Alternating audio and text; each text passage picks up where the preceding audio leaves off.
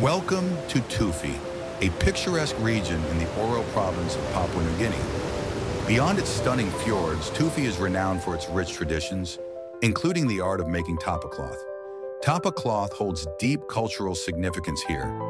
It is a symbol of identity used in ceremonies, as offerings during important events like weddings and funerals, and even as a medium for storytelling. For generations, this craft has connected the people of Tufi to their environment and their ancestors.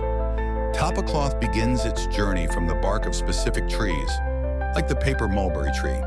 These trees are carefully chosen and harvested, ensuring they can regrow for future use. The outer bark is removed to reveal the inner bark, known as the bast.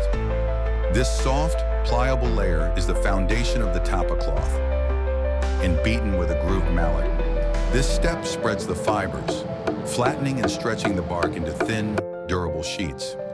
It's a labor-intensive process that requires both skill and patience. That part of it is just still building it.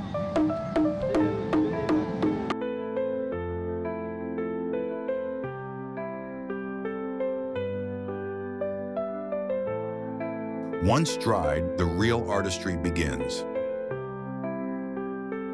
Traditional designs are painted onto the cloth using natural dyes made from plants, clay, and charcoal. Each pattern carries cultural significance, telling stories of the land, the people, and their heritage. The finished tapa cloth is more than just a piece of art. It's a symbol of cultural pride, preserving the legacy of Tufi's people and their deep respect for nature and tradition. This ancient craft continues to thrive in Tufi, preserving the spirit of a culture that values artistry, tradition, and sustainability. By making tapa cloth, the people of Tufi celebrate their heritage and share it with the world.